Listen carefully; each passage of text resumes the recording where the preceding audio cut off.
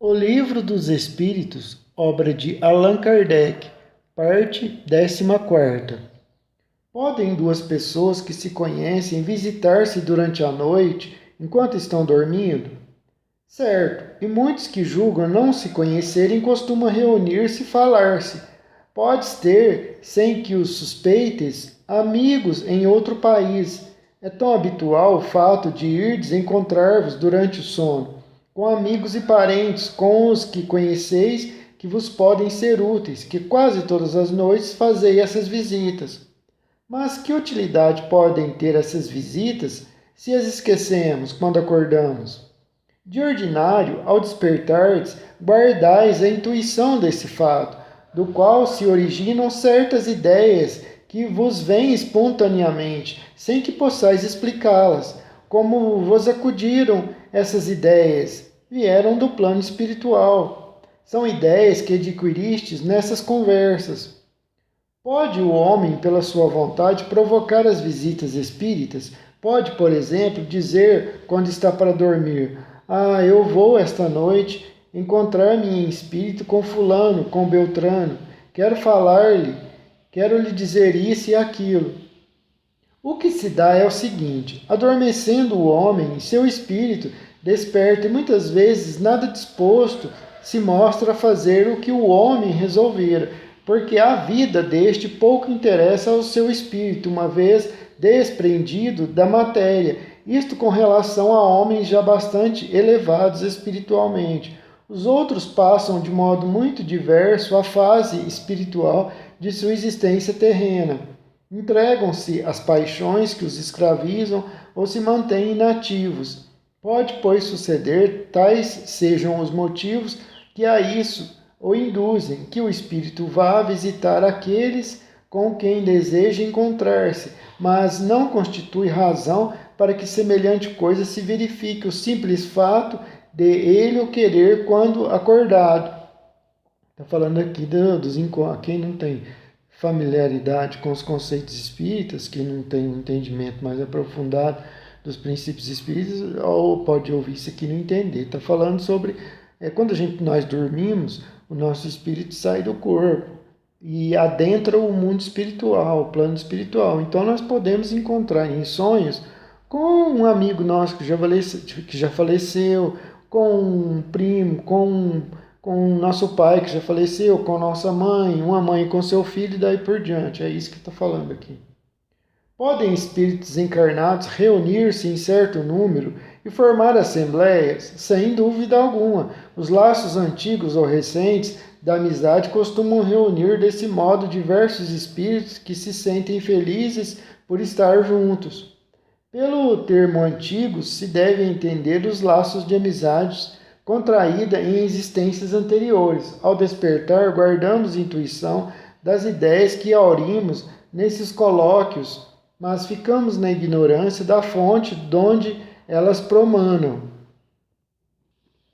Uma pessoa que julgasse morto um de seus amigos, sem que tal fosse a realidade, poderia encontrar-se com ele em espírito e verificar que ele continua vivo? E dado o fato, poderia ao despertar ter dele a intuição, se lembrar?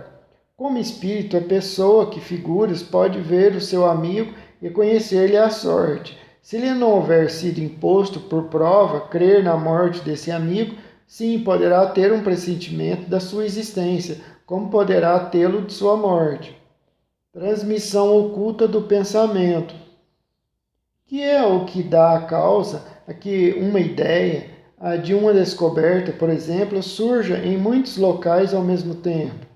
Já dissemos que durante o sono os espíritos se comunicam entre si. Ora bem, quando se dá o despertar, o espírito se lembra do que aprendeu e o homem julga-se isso um invento de sua autoria. Assim é que muitos podem simultaneamente descobrir a mesma coisa.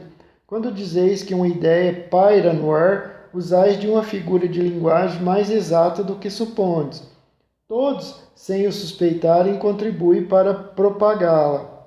Desse modo, o nosso espírito revela muitas vezes a outros espíritos, malgrado nós, o que constituía objeto de nossa preocupação no estado de vigília. Podem os espíritos comunicar-se estando completamente despertos os corpos? O espírito não se acha encerrado no corpo como numa gaiola, irradia por todos os lados.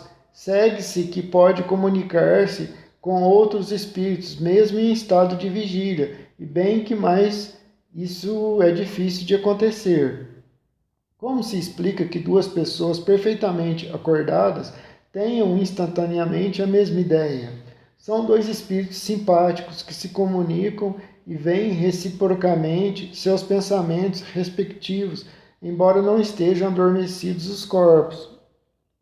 Está falando aqui de pessoas que podem até sair podem, isso é muito raro, sair do corpo, a pessoa estando acordada mesmo, assim, o seu espírito sair do corpo. Isso só acontecerá com seres de grande evolução, na minha opinião, como um Chico Xavier, um São Francisco de Assis.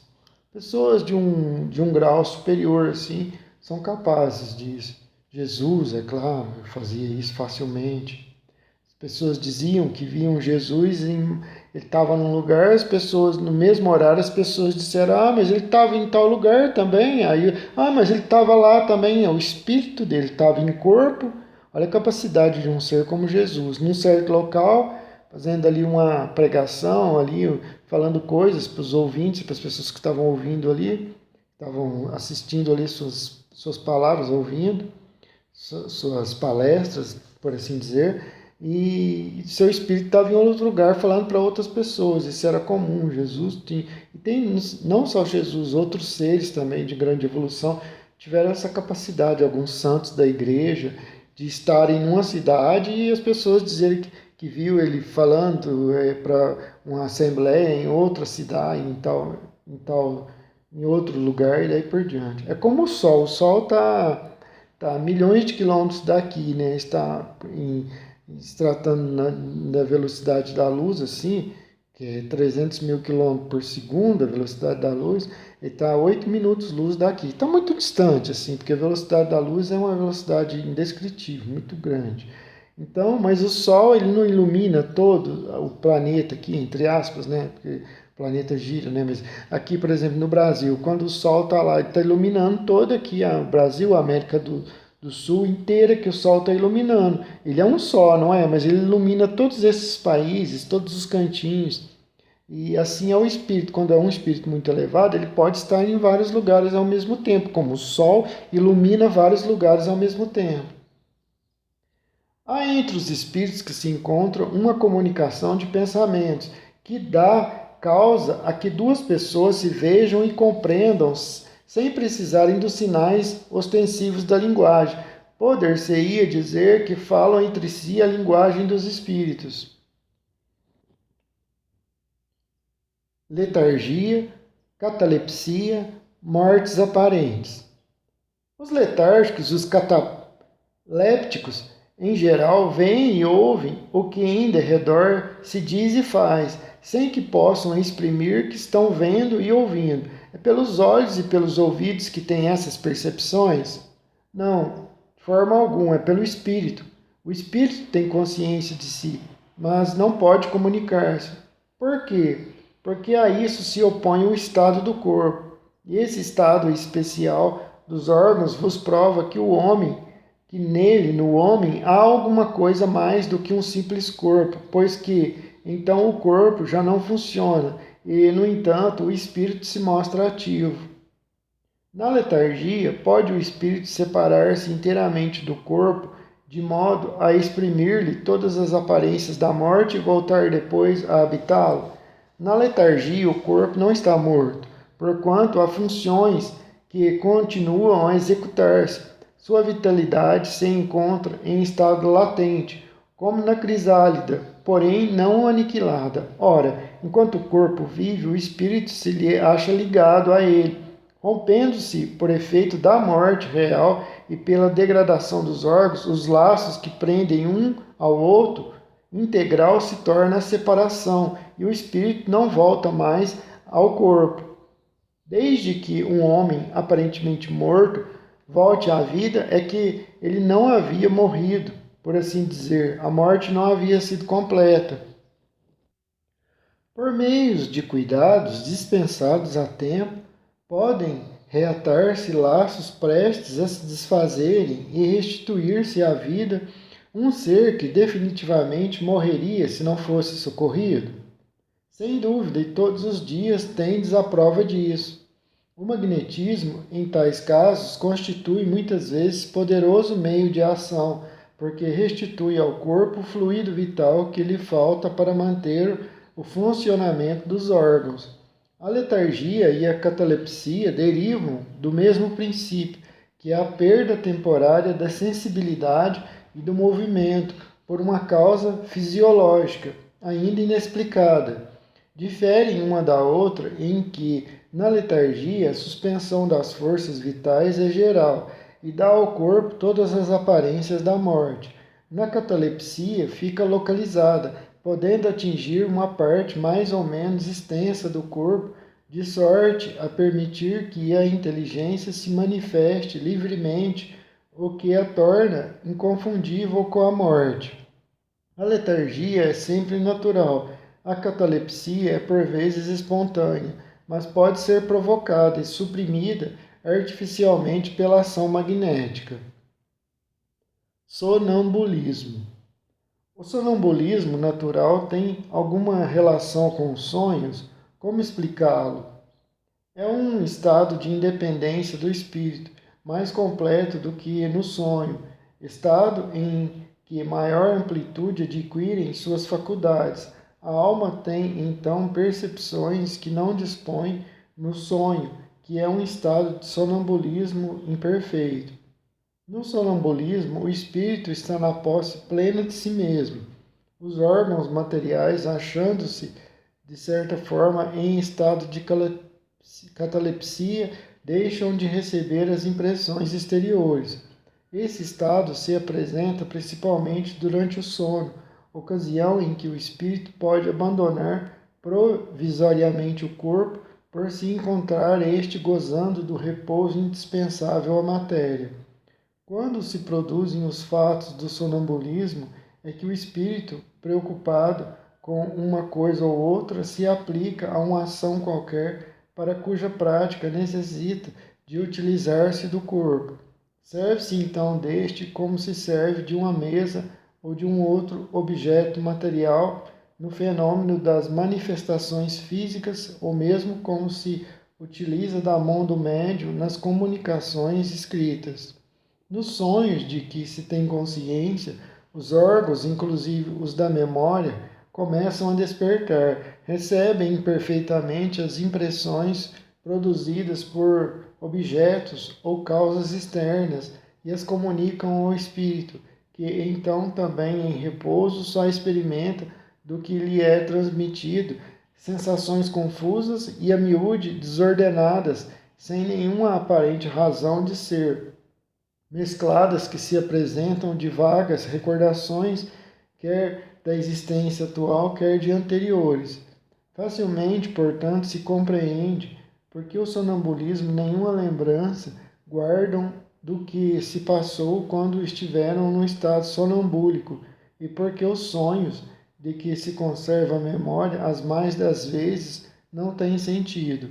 Digo mais das vezes porque também sucede serem a consequência de lembrança exata de acontecimentos de uma vida anterior e até, não raro, uma espécie de intuição do futuro. O chamado sonambulismo magnético tem alguma relação com o sonambulismo natural? É a mesma coisa, com a só diferença de ser provocado. De que natureza é o agente que se chama fluido magnético?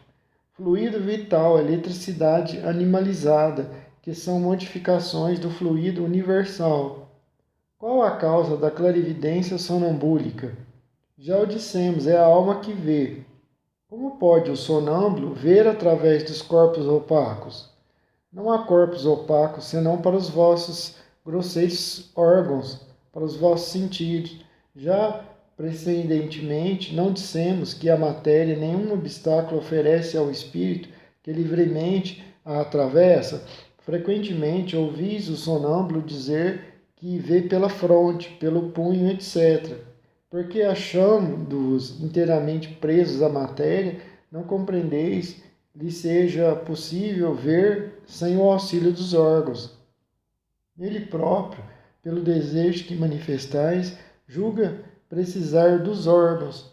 Se, porém, o deixais livre, compreenderia que vê por todas as partes do seu corpo espiritual, ou melhor, falando que vê de fora do seu corpo. Pois que a sua clarividência é a de sua alma ou de seu espírito, porque o sonâmbulo não vê tudo e tantas vezes se engana. Primeiramente, aos espíritos imperfeitos não é dado verem tudo e tudo saberem.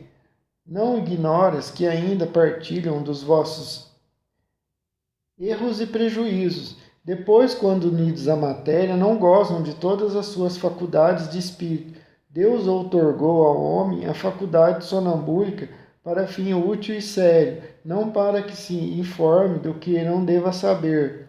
Eis porque os sonâmbulos nem tudo podem dizer.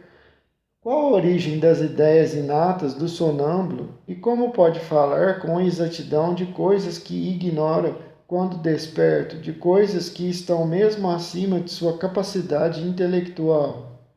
É que o sonâmbulo possui mais conhecimentos do que os que lhe supões. Apenas tais conhecimentos dormitam, porque, por demasiado imperfeito seu invólucro corporal, não lhe consente remontá-los. Que é, afinal, um sonâmbulo?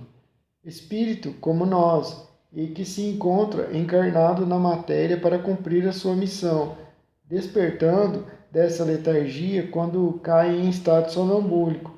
Já te temos dito, repetidamente que vivemos muitas vezes. Esta mudança é que, ao sonâmbulo, como a qualquer espírito, ocasiona a perda material do que haja aprendido em precedente existência. Entrando no estado que chamas crise, lembra-se do que sabe, mas sempre de modo incompleto. Sabe, mas não poderia dizer de onde lhe vem o que sabe, nem como possui os conhecimentos que revela. Passada a crise, toda recordação se apaga e ele volve à obscuridade. Mostra a experiência que os sonâmbulos também recebem comunicações de outros espíritos, que lhes transmite o que devam dizer e suprem a incapacidade que denotam. Isso se verifica principalmente nas prescrições médicas. O espírito do sonâmbulo vê o mal, outro lhe indica o remédio. Essa dupla ação é às vezes patente e se revela, além disso, por estas expressões muito frequentes. Dizem-me que diga, ou proíbe-me que diga tal coisa. Neste último caso, há sempre perigo em insistir-se por uma revelação negada, porque se dá aso a que intervenham espíritos levianos, que falam de tudo sem escrúpulos e sem se importarem com a verdade. Kardec aqui está falando aqui, né, que está falando que a gente tem que tomar cuidado você tem que a sua relação com o mundo espiritual, o encarnado tem que estar sempre com os olhos abertos, sempre com o pé atrás, sempre estudando bastante. Não é uma brincadeira, não é essa, ai, eu vou ganhar na Mega Sena, ai, eu vou arrumar um namorado, ai, eu vou arrumar uma namorada, ai, eu vou arrumar um bom emprego, ai, eu vou ficar rico, ai, o que eu devo fazer para me vender minha casa, o que eu devo fazer com coisas tolas e bobo, não, a mediunidade é algo sério, muito sério. Então aquele que tem essa faculdade tem que estudar muito as obras de Kardec para não ser uma marionete na mão dos espíritos zombeteiros, daí por diante. Porque se a pessoa tem uma mediunidade, ela perguntar, eu vou ficar rico, vai aparecer algum espírito zombeteiro, um espírito, por assim dizer, na linguagem comum que se usa hoje em dia, um zoador para zoar com a cara do médium. Vai falar assim, sim, você merece muito, você é uma pessoa cheia de virtudes, você é muito bom, você vai ficar rico sim, porque você merece, você é muito... Ainda vai encher a bola do médium ainda para inflar o orgulho dele, né? Porque o orgulho é o primeiro sintoma, é o primeiro sinal, um tropeço, uma pedra de tropeço para a pessoa cair na vida. O orgulhoso, o egoísta, assim, a pessoa egoísta não, assim, egoísta é quem quer só para ele, né, não distribui. Eu falo orgulhoso, a pessoa que se acha assim, isso é uma pedra de tropeço, a pessoa orgulhosa. Então, se a pessoa ficar perguntando baboseira para os espíritos, vai aparecer espírito para falar qualquer porcaria, vai aparecer que não está cheio de gente tola aqui na Terra, do mesmo jeito. Você vai falar uma coisa séria, a pessoa leva só com gozação. No plano espiritual, a mesma coisinha. Por quê? Porque no plano espiritual está cheio de gente que viveu aqui. As pessoas morrem e vão para o plano espiritual. Se a pessoa é média, se ela começar a perguntar besteira, vai aparecer espírito para responder besteiras para ela. Então tem que ser muito sério, uma coisa muito.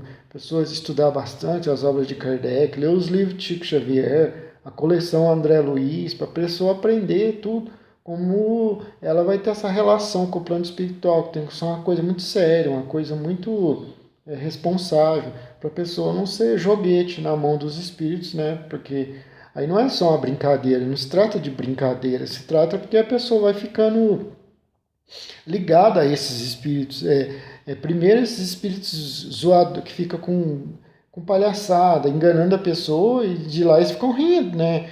Ou depois vão aparecer outros tipos de espíritos viciosos, daí por diante. A pessoa vai cada vez mais caindo, assim, na sua mediunidade, vai cada vez. E os espíritos bons, os espíritos inteligentes, os espíritos responsáveis, os espíritos sábios, vão se afastando daquela pessoa ela vai ter contato só com esse tipo de espírito atrasado aí. Então, por isso tem que ser uma coisa muito séria. A pessoa tem que ter muito estudo, saber como ela vai ter essa relação com o plano espiritual, como ela vai lidar com isso. Porque não é brincadeira, não. Como se explica a visão à distância em certos sonâmbulos? Durante o sono, a alma não se transporta? Sim, o mesmo se dá no sonambulismo. O desenvolvimento maior ou menor da clarividência sonambúlica depende da organização física ou só da natureza do espírito. Das duas coisas, há disposições físicas que permitem ao espírito desprender-se mais ou menos facilmente da matéria. O livro dos médiuns, para o médium é o guia. É o guia do médium. Que tudo ali vai aprender, ele tem que estudar. Não é você pegar o livro dos médiuns, você dá uma passada de olhos nele uma vez e pronto. Não, você tem que estar sempre com ele em mãos, entre aspas, né? Não é ficar carregando um livro igual um fanático. Não é isso que eu estou falando. É estar sempre pegando ele ali na estante, dando uma olhada, estudando. Lê ele uma vez, lê duas, lê três, e está sempre estudando os tópicos ali para você ir aprendendo como você vai lidar com o plano espiritual, com os espíritos. E também o livro dos espíritos e o livro dos médios, a coleção André Luiz, que são os livros que o espírito André Luiz passou para Chico Xavier, e toda a obra de Kardec, a codificação, todas as obras de Kardec, as obras básicas, melhor dizendo.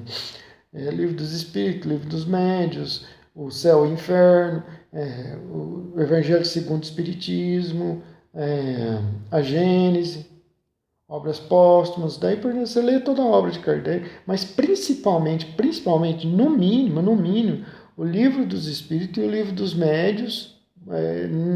Para uma pessoa que quer aprender o mínimo, ela tem que ler pelo menos o Livro dos Espíritos e o Livro dos Médios. As faculdades de que goza o sonâmbulo são as que tem o espírito depois da morte, somente até certo ponto, pois cumpre se atenda à influência da matéria a que ainda se acha ligado. Pode o sonâmbulo ver os outros espíritos? A maioria deles os vê muito bem, dependendo do grau e da natureza da lucidez de cada um. É muito comum, porém, não perceberem no primeiro momento que estão vendo espíritos e os tomarem por seres corpóreos.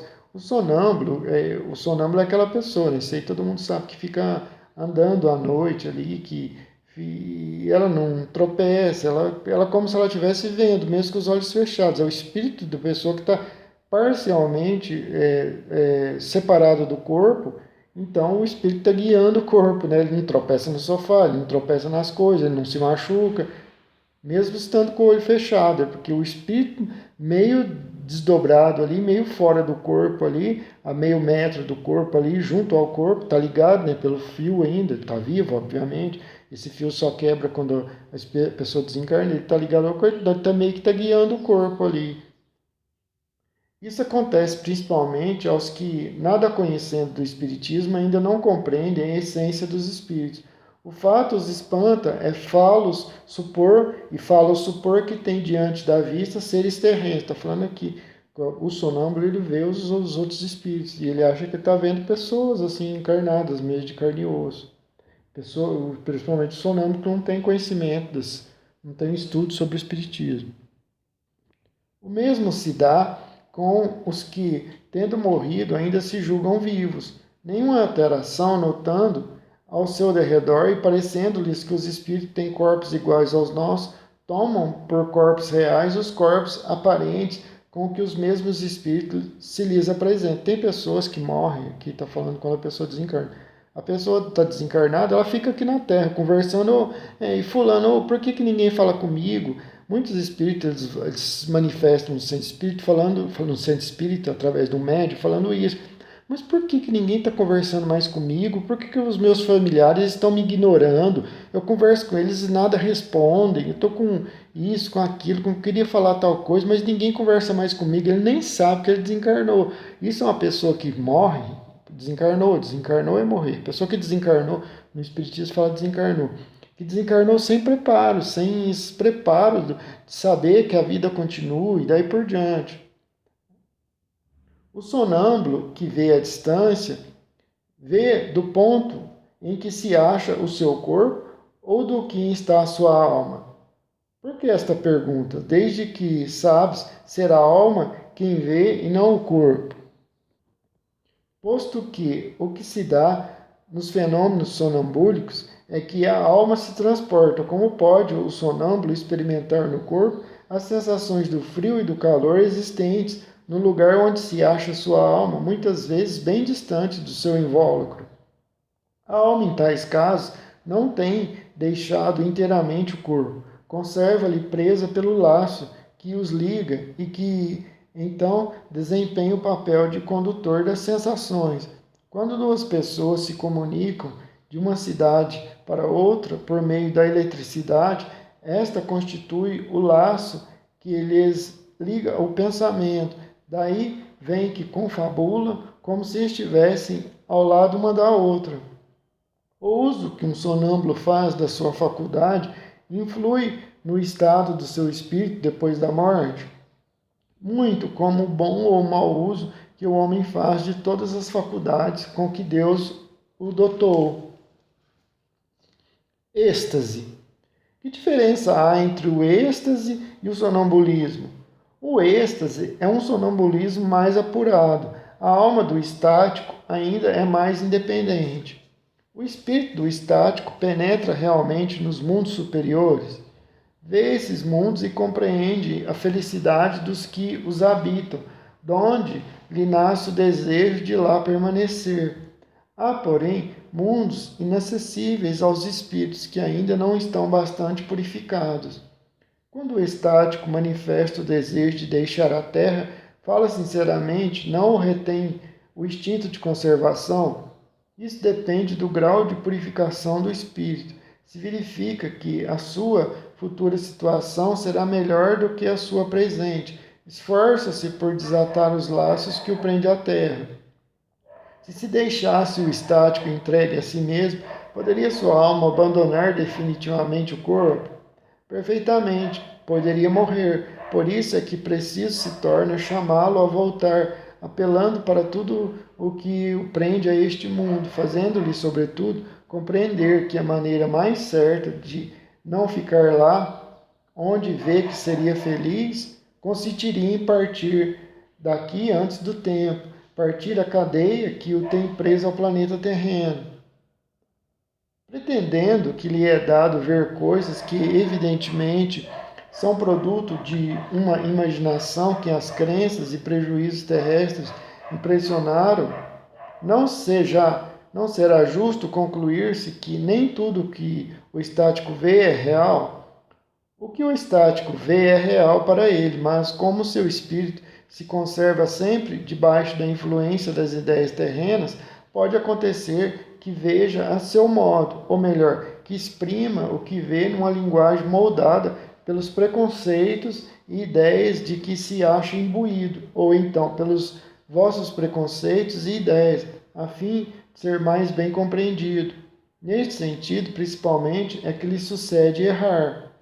Que confiança se pode depositar nas revelações dos estáticos? O estático está sujeito a enganar-se muito frequentemente, sobretudo quando pretende penetrar no que deva continuar a ser mistério para o homem, porque então se deixa levar pela corrente das suas próprias ideias, ou se torna joguete de espíritos mistificadores que se aproveitam da sua exaltação para fasciná-lo. Que eu estava falando. Que deduções se podem tirar dos fenômenos do sonambulismo e do êxtase? Não constituirão uma espécie de iniciação da vida futura? A bem dizer, mediante esses fenômenos, o homem entrevê a vida passada e a vida futura. Estude-os e achará aclaramento de mais de um mistério que a sua razão inutilmente procura devassar. Poderiam tais fenômenos adequar-se às ideias materialistas? Aquele que os estudar de boa fé, sem prevenções, não poderá ser materialista, nem ateu. Dupla vista. O fenômeno a que se dá o nome de dupla vista tem alguma relação com o sonho e o sonambulismo? Tudo isso é uma só coisa. O que se chama dupla vista é ainda resultado da libertação do espírito sem que o corpo seja adormecido. A dupla vista ou segunda vista é a vista da alma. É permanente a segunda vista? A faculdade é, o exercício não. Nos mundos menos materiais do que o vosso, os espíritos se desprendem mais facilmente e se põem em comunicação apenas pelo pensamento, sem que, todavia, fique abolida a linguagem articulada. Por isso mesmo, em tais mundos, a dupla vista é faculdade permanente para a maioria de seus habitantes, cujo estado normal se pode comparar ao dos vossos sonâmbulos lúcidos. Essa também a razão por que esses espíritos se vos manifestam com maior facilidade do que os encarnados em corpos mais grosseiros. A segunda vista aparece espontaneamente ou por efeito da vontade de quem a possui como faculdade. As mais das vezes é espontânea, porém a vontade também desempenha com grande frequência importante papel no seu aparecimento. Toma, por exemplo, de uma dessas pessoas a quem se dá o nome de ledoras da Buena Dicha, algumas das quais dispõem desta faculdade, e verás que é com o auxílio da própria vontade que se colocam no estado de terem a dupla vista e o que chamas visão. A dupla vista é suscetível de desenvolver-se pelo exercício? Sim, do trabalho sempre resulta o progresso e a dissipação do véu que encobre as coisas. Essa faculdade tem qualquer ligação com a organização física? Incontestavelmente, o organismo influi para a sua existência. Há organismos que lhe são refratários. Porque a segunda vista parece hereditária em algumas famílias, por semelhança da organização que transmite como as outras qualidades físicas. Depois a faculdade se desenvolve por uma espécie de educação que também se transmite de um a outro. É exato que certas circunstâncias desenvolvem a segunda vista. A moléstia, a aproximação do perigo, uma grande comoção podem desenvolvê-la. O corpo, às vezes, vem a achar-se num estado especial que faculta ao espírito ver o que não podia ver com os olhos carnais. Nas épocas de crises e de calamidades, as grandes emoções, todas as causas, enfim, de superexcitação do moral provocam, não raro, o desenvolvimento da dupla vista. Parece que a providência, quando um perigo nos ameaça, nos dá o meio de conjurá-lo. Todas as seitas e partidos perseguidos oferecem múltiplos exemplos desse fato. As pessoas dotadas de dupla vista sempre têm consciência de que a possuem. Nem sempre consideram isso coisa perfeitamente natural e muitos creem que a cada um observasse-se o que se passa consigo, todos verificariam que são como eles. Poder-se-ia atribuir a uma espécie de segunda vista a perspicácia de algumas pessoas que, sem nada apresentarem de extraordinário, apreciam as coisas com mais precisão do que as outras. É sempre a alma a irradiar mais livremente e apreciar melhor do que sobre o véu da matéria. Pode esta faculdade, em alguns casos, dar a presciência das coisas? Pode. Também dá os pressentimentos, pois que muitos são os graus em que ela existe, sendo possível que um mesmo indivíduo exista em todos os graus ou em alguns somente. Resumo teórico do sonambulismo, do êxtase e da dupla vista. Os fenômenos do sonambulismo natural se produzem espontaneamente e independente de qualquer causa exterior conhecida. Em certas pessoas dotadas de especial organização, porém, podem ser provocados artificialmente pela ação do agente magnético. O estado que se designa pelo nome de sonambulismo magnético apenas difere do sonambulismo natural, em que um é provado enquanto o outro é espontâneo, provocado. O sonambulismo natural constitui fato notório, que ninguém mais se lembra de pôr em dúvida, não obstante o aspecto maravilhoso dos fenômenos a que dá lugar. Porque seria então mais extraordinário ou irracional o sonambulismo magnético? Apenas por produzir-se artificialmente como tantas outras coisas? Os charlatães o exploram, dizem. Razão a mais para que não lhes seja deixado nas mãos. Quando a ciência se houver apropriado dele, muito menos crédito terão os charlatães junto às massas populares.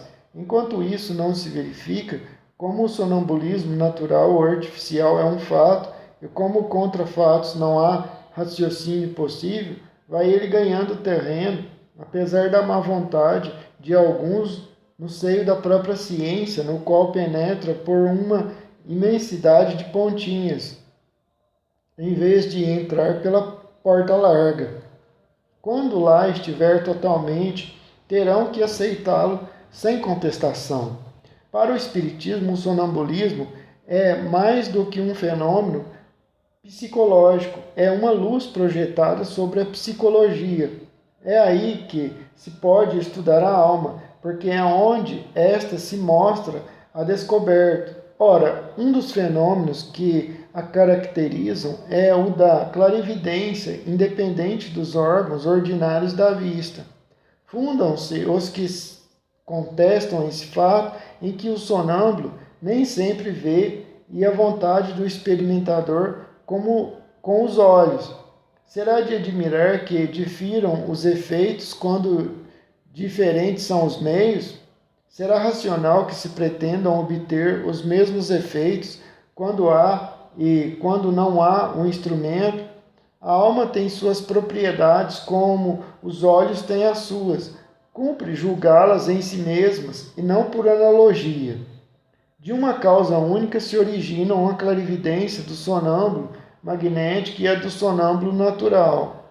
É um atributo da alma, uma faculdade inerente a todas as pessoas do ser incorpóreo que existe em nós e cujos limites não são outros senão os assinados à própria alma. O sonâmbulo vê em todos os lugares em que sua alma possa transportar-se, qualquer que seja a longitude. No caso de visão à distância, o sonâmbulo não vê as coisas de onde está o seu corpo, como por meio de um telescópio.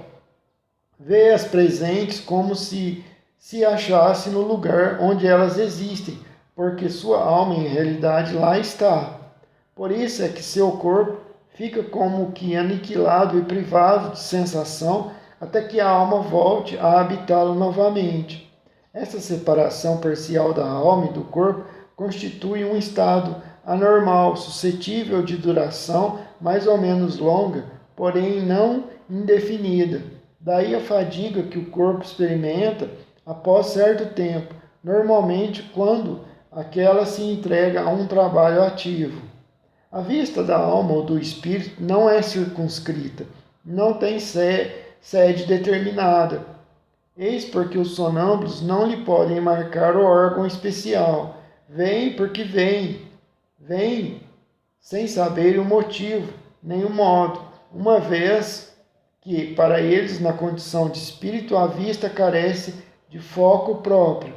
Se reportam ao corpo, esse foco lhes parece estar nos centros em que maior é a atividade vital, principalmente no cérebro, na região do epigástrio ou no órgão que considerem o ponto de ligação mais forte entre o espírito e o corpo. O poder da lucidez sonambúlica não é ilimitado. O espírito, mesmo quando completamente livre, tem restringidos seus conhecimentos e faculdades, conforme o grau de perfeição que haja alcançado. Ainda mais restringidos os tem quando ligado à matéria a cuja influência está sujeito. É o que motiva não ser universal nem infalível a clarividência sonambúlica. É tanto menos se pode contar com a sua infabilidade, quanto mais desviada seja do fim visado pela natureza e transformada em objeto de curiosidade e de experimentações tolas. No estado de desprendimento em que fica colocado o espírito do sonâmbulo, entra em comunicação mais fácil com os outros espíritos encarnados ou não encarnados, comunicação que se estabelece pelo contato dos fluidos que compõem o perispírito e servem de transmissão ao pensamento como o fio elétrico. O sonâmbulo não precisa, portanto, que se lhe exprimam os pensamentos por meio da palavra articulada. Ele os sente e adivinha. É o que o torna eminentemente impressionável e sujeito às influências da atmosfera moral que o envolva. Essa também é a razão por que uma assistência muito numerosa e a presença de curiosos mais ou menos malevolentes lhe prejudicam de modo essencial o desenvolvimento das faculdades que, por assim dizer, se contraem, só se desdobrando com toda a liberdade num meio íntimo ou simpático. A presença de pessoas mal intencionadas ou antipáticas lhe produz efeito idêntico ao do contato da mão na sensitiva. O sonâmbulo vê ao mesmo tempo o seu próprio espírito e o seu corpo, os quais constituem, por assim dizer, dois seres que lhe representam a dupla existência corpórea e espiritual, existências que, entretanto, se confundem mediante os laços que as unem. Nem sempre o sonâmbulo se apercebe de tal situação, e essa dualidade faz que muitas vezes fale de si como se falasse de outra pessoa. É que ora é o ser corpóreo que fala ao ser espiritual, ora este que fala àquele. Em cada uma de suas existências corporais, o espírito adquire um acréscimo de conhecimentos, de experiência. Esquece-os parcialmente quando o encarnado em matéria por demais grosseira, porém dele se recorda como espírito. Assim é que certos sonâmbulos revelam conhecimentos acima do grau da instrução que possuem, mesmo superiores às suas aparentes capacidades intelectuais. Portanto, da inferioridade intelectual e científica do sonâmbulo, quando desperto, nada se pode inferir com relação aos conhecimentos que, porventura, revele no estado de lucidez. Conforme as circunstâncias e o fim que se tenha em vista, ele os pode aurir da sua própria experiência, da sua clarividência relativa às coisas presentes ou dos conselhos que receba de outros espíritos, podendo o seu espírito próprio ser mais ou menos adiantado. Possível lhe é dizer coisas mais ou menos certas. Pelos fenômenos do sonambulismo, quer natural, quer magnético, a providência nos dá a prova irrecusável da existência e da independência da alma e nos faz sentir ao sublime espetáculo da sua emancipação. Abre-nos desta maneira o livro do nosso destino. Quando o sonâmbulo descreve o que se passa à distância, é evidente que vê, mas não com os olhos do corpo. Vê-se a si mesmo e se sente transportado ao lugar onde vê o que descreve. Lá se acha, pois, alguma coisa dele, e não podendo essa alguma coisa ser o seu corpo, necessariamente tem que ser sua alma ou espírito. Enquanto o homem se perde nas sutilezas de sua metafísica abstrata e inteligível, em busca das causas da nossa existência moral, Deus cotidianamente nos põe sobre os olhos e ao alcance das mãos os mais simples e patentes meios de estudarmos a psicologia instrumental. Ininteligível, experimental. O êxtase é o resultado em que a independência da alma com relação ao corpo se manifesta de modo mais sensível e se torna de certa forma palpável. No sonho e no sonambulismo, o espírito anda em giro pelos mundos terrestres.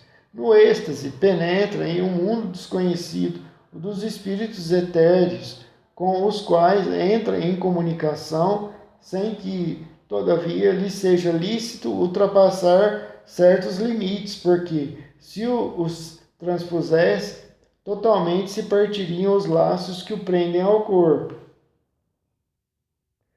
Cerca-o então resplendente e desusado fulgor, inebriam-no harmonias que na terra se desconhece, indefinível bem-estar o invade, goza antecipadamente da beatitude celeste, e bem se pode dizer que pousa um pé no limiar da eternidade.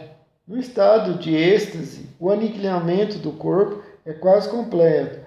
Fica-lhe somente, pode-se dizer, a vida orgânica. Sente-se que a alma se lhe acha presa unicamente por um fio, que mais um pequenino esforço quebraria sem remissão. Nesse estado desaparecem todos os pensamentos terrestres, cedendo lugar ao sentimento apurado que constitui a essência mesma do nosso ser imaterial.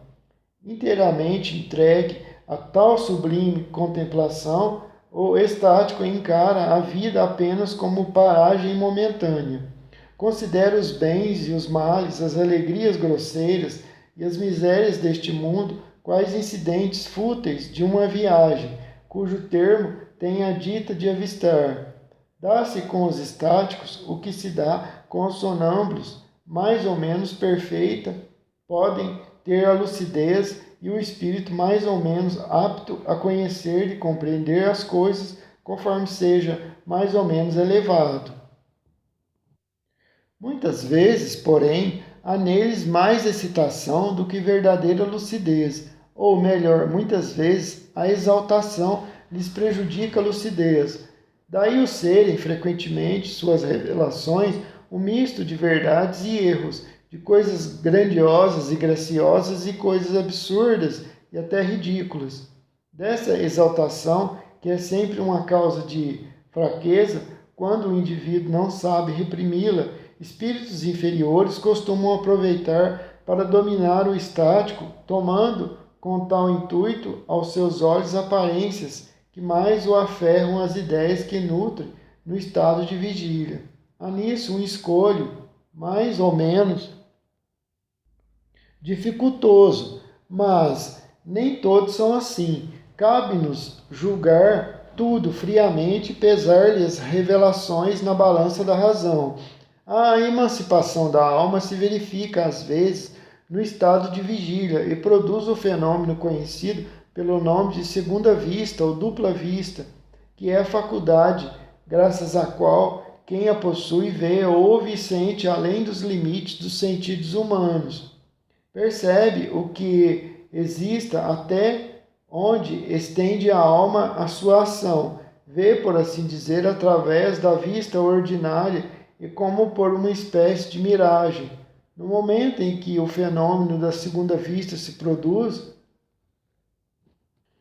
o estado físico do indivíduo se acha sensivelmente modificado. O olhar apresenta alguma coisa de vago.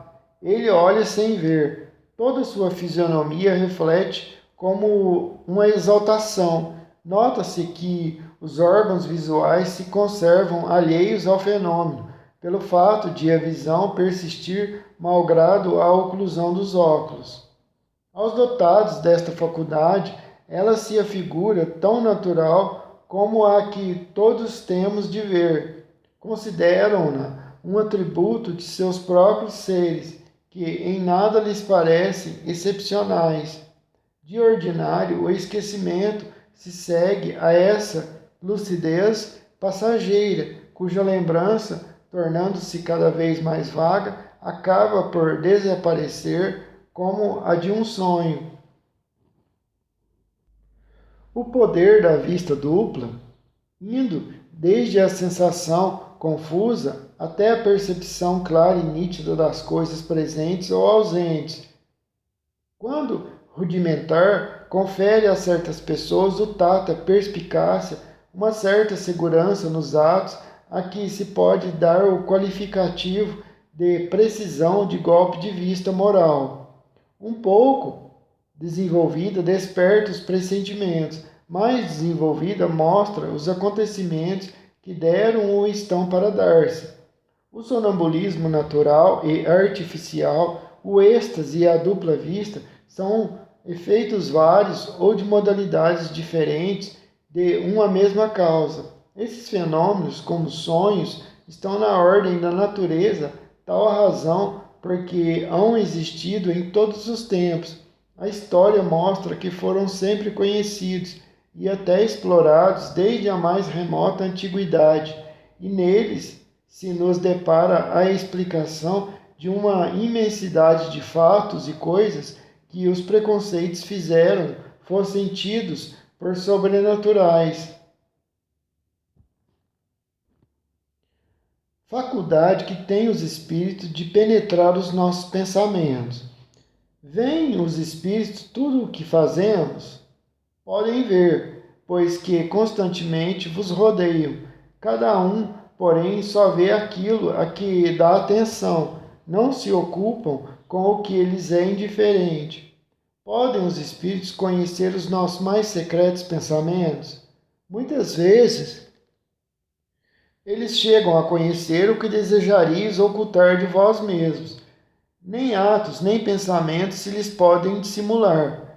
Assim, mais fácil nos seria ocultar de uma pessoa viva qualquer coisa do que a esconder dessa mesma pessoa depois de morta.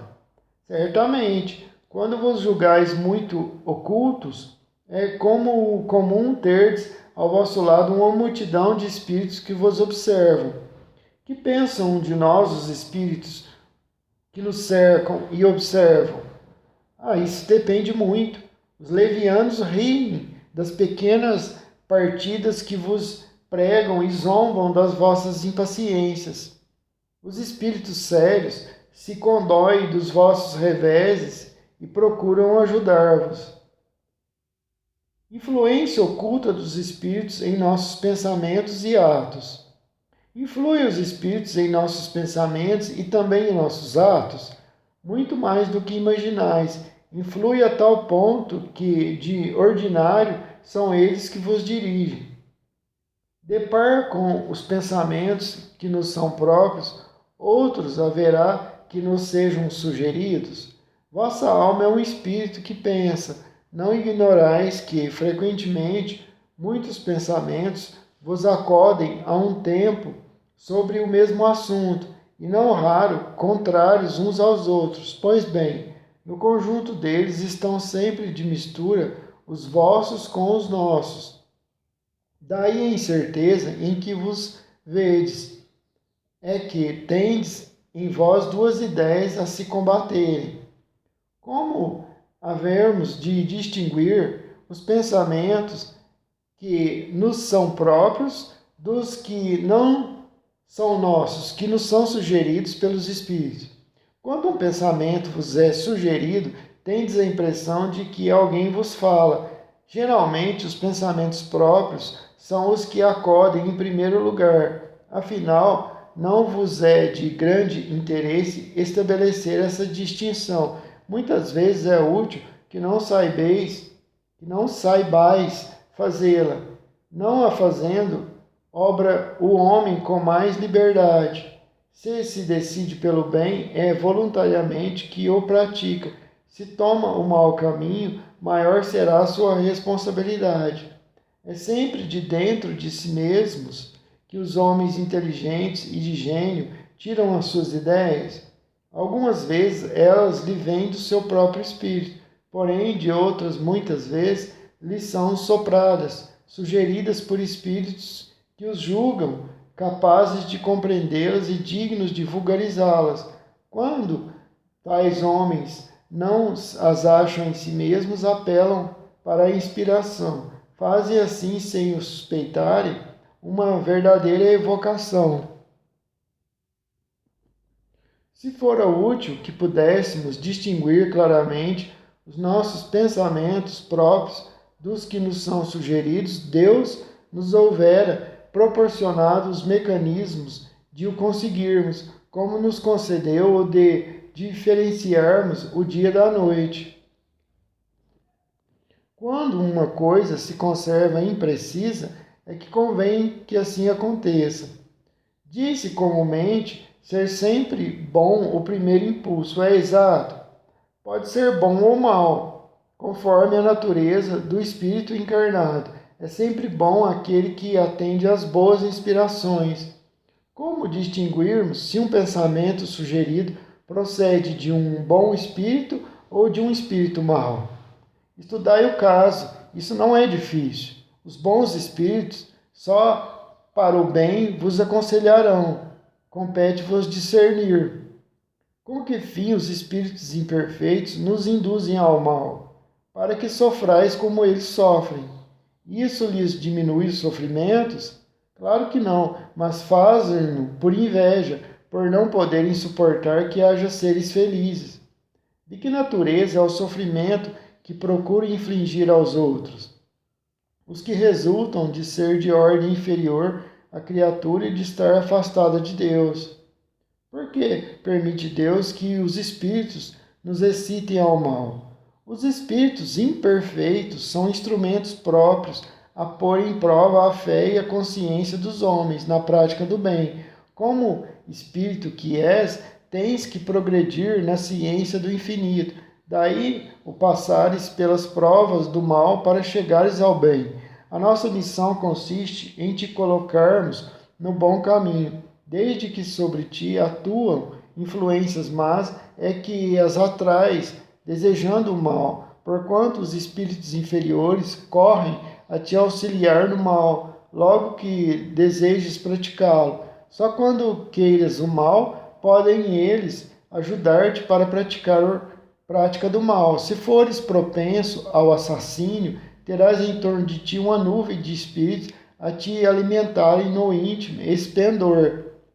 Outros também te cercarão, esforçando-se por te influenciarem para o bem, o que